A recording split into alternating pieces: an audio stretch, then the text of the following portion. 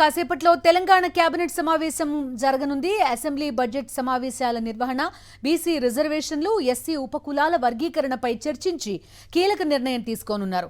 అసెంబ్లీలో ముందు ప్రవేశపెట్టాల్సిన పలు బిల్లులపై చర్చించనున్నారు. బీసీ రిజర్వేషన్ల సాధనకు కేంద్రంపై ఒత్తిడి పెంచాలన్న వ్యూహంపై కూడా ఈ సమావేశంలో చర్చించనున్నారు. ఇక రాష్ట్రంలో బీసీ కుల గణన రెండో విడత సర్వే కూడా పూర్తయింది. ఈ నేపథ్యంలో బీసీలకు 42% రిజర్వేషన్లు కల్పిస్తూ ఆమోదం తీసుకోనుంది. దీంతో పాటు ఎస్సీ వర్గీకరణపై కూడా అసెంబ్లీలో ప్రత్యేక చట్టం చేయాలని రేవంత్ సర్కార్ భావిస్తోంది. ఈ రెండు ప్రాధాన్యత అంశాలపై కేబినెట్ భేటీలో సుదీర్ఘంగా చర్చించనున్నారు. బీసీ రిజర్వేషన్లపై కేంద్రంపై ఒత్తిడి ఎలా తీసుకురావాలన్న దానిపై చర్చించనుంది కేబినెట్. అన్ని పార్టీలను కలుపుకుని ఢిల్లీ ఎప్పుడు వెళ్లాలనే దానిపై ఈ భేటీలో కీలక నిర్ణయం తీసుకోనున్నారు. అసెంబ్లీలో బీసీ రిజర్వేషన్లు, ఎస్సీ వర్గీకరణపై చట్టం చేసిన తర్వాత అసెంబ్లీని వాయిదా వేసుకుని ఢిల్లీకి అఖిలపక్షంతో వెళ్లాలని యోచిస్తోంది రేవంత్ సర్కార్. తెలంగాణ కేబినెట్ భేటీకి సంబంధించిన పూర్తి సమాచారం మా కరెస్పాండెంట్ రాకేష్ అందిస్తారు. రాకేష్, చెప్పండి, చూస్తున్న ఒక కీలకమైన కేబినెట్ మీట్గా దీన్ని భావించాలేమో. బీసీ రిజర్వేషన్లు ఒకవైపు, at the same time SC వర్గీకరణ అంశం, రెండు ప్రధాన అంశాలు ప్రస్తుతం కేబినెట్ ముందున్న పరిస్థితి. పార్టీ కూడా ఇది చాలా అవసరమైన చర్యగా కూడా కనిపిస్తున్న నేపథ్యం. మీ దగ్గర ఎలాంటి వివరాలు ఉన్నాయి? ఇంకా ఏ అంశాలు చర్చకు రాబోతున్నాయి రాకేష్? తెలంగాణ క్యాబినెట్ మరికాసేపట్లో ప్రారంభం కాబోతూ ఉంది. ఇప్పటికే సీఎం రేవంత్ రెడ్డి కొంతమంది మంత్రులు చేరుకోగా ఒకరిద్దరు మంత్రులు ఇంకా సెక్రటరియట్కు చేరుకోవాల్సి ఉంది. వాళ్ళు రాగానే క్యాబినెట్ ప్రారంభం కాబోతుంది. ఇప్పటికే క్యాబినెట్కి సంబంధించి ఎజెండాకి సంబంధించి దాదాపుగా ఖరారైంది.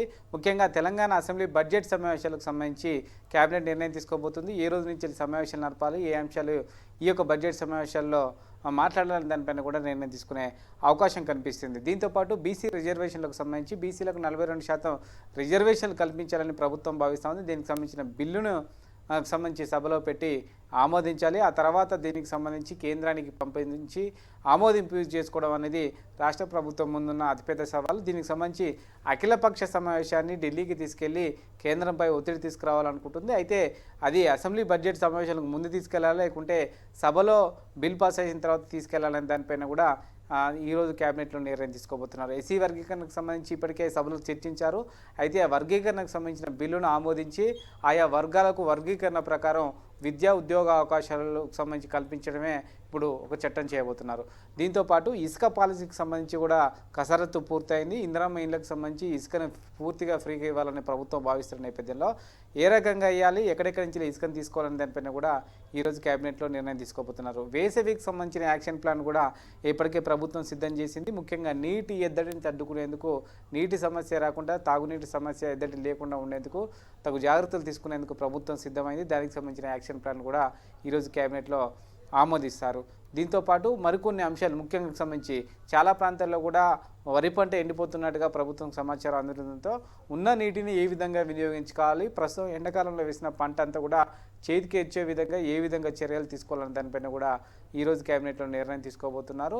ఓవరాల్గా ఇందిరమ్మ ఇళ్లతో పాటు సంబంధించిన కొత్త రేషన్ కార్డుల జారీ విషయంలో కూడా కొంత పనులు నెమ్మదిగా సాగుతున్నట్టుగా విమర్శలు వస్తున్న నేపథ్యంలో త్వరితగతిన రేషన్ కార్డులు జారీ చేసేందుకు తీసుకోవాల్సిన చర్యలు ఏంటనే దానిపైన కూడా ఈరోజు క్యాబినెట్లో తీసుకుంటారు. దీంతోపాటు ముఖ్యంగా 3 ఎమ్మెల్సీ స్థానాల్లో కాంగ్రెస్ పార్టీ ఒక ఎమ్మెల్సీ స్థానానికి పోటీ చేసినప్పటికీ అది కూడా ఓడిపోయింది. పొలిటికల్గా ఉన్న సిచ్యువేషన్స్ ఏంటి, ఏ విధంగా ప్రతిపక్షాలను ఎదుర్కోవాలనే దానిపై కూడా క్యాబినెట్లో మంత్రులతో సీఎం రేవంత్ రెడ్డి చర్చించే అవకాశం ఉంది. దీంతోపాటు మెప్మాను సెర్ఫ్లో విలీనం చేయాలని ప్రభుత్వం ఇప్పటికే నిర్ణయం తీసుకుంది. దీనికి సంబంధించిన కసరత్తు పూర్తయింది. ముఖ్యంగా మెప్మాకు ప్రత్యేకమైన అధికారం లేకపోవడంతో ఎంఏయుడి కిందే ఆ డిపార్ట్మెంట్ ఉంది. దీనికి ప్రత్యేకమైన అధికారం లేకపోవడం వల్ల సరైన విధంగా పనులు జరగట్లేవని ప్రభుత్వం భావిస్తున్న నేపథ్యంలో సెర్ఫ్లో విలీనం చేయడం ద్వారా దానికి కూడా ప్రత్యేకమైన డైరెక్టర్ పెట్టి పేదరిక నిర్మూలనకు దోహదపడవచ్చు అనేది ప్రభుత్వం యొక్క ఆలోచన. అందుకే మెప్మాని సెర్ఫ్లో విలీనం చేయాలనే నిర్ణయానికి రావడం జరిగింది. పాలసీ పరంగా కేబినెట్ నిర్ణయం తీసుకోబోతోంది. రాకేష్, ఒక్క నిమిషం. ఇప్పుడు ఎమ్మెల్సీ ఎన్నికల అంశం ఒకటి ప్రధానంగా నడుస్తున్న పరిస్థితి, కాంగ్రెస్ కొంత ఫెయిల్ అయింది అనే విమర్శలు వస్తున్న నేపథ్యం కూడా చూస్తున్నాం. దీనిపైన ఉన్న కొంత చర్చకు వచ్చే అవకాశం ఉందా, లేదా కంప్లీట్గా అది పార్టీకి సంబంధించిన వ్యవహారంగానే చూస్తారా? ఖచ్చితంగా మంత్రులందరూ కూర్చున్నప్పుడు అధికారులు ఉన్నంతసేపు పాలసీలకు సంబంధించిన డెసిషన్ తీసుకుంటారు. అయితే పూర్తిగా క్యాబినెట్ ముగిసిన తర్వాత ఖచ్చితంగా ఈ యొక్క పొలిటికల్ అంశాలు చర్చకు వచ్చే అవకాశం ఉన్నట్టుగా తెలుస్తోంది. ఎందుకంటే సంబంధించి గ్రాడ్యుయేట్ ఎమ్మెల్సీకి సంబంధించి 4 ఉమ్మడి జిల్లాలు దాదాపుగా 42 నియోజకవర్గాల్లో ఎన్నిక జరిగింది కాబట్టి ఈ ఎన్నిక అత్యంత ప్రతిష్టాత్మకంగా తీసుకోవడం జరిగింది. ప్రస్తుతం అందుతున్న సమాచారం మేరకు సచివాలయంలో కేబినెట్ సమావేశం ప్రారంభమైంది. ఎజెండా అంశాలపైన ప్రస్తుతం చర్చ ప్రారంభమైనట్టు సమాచారం.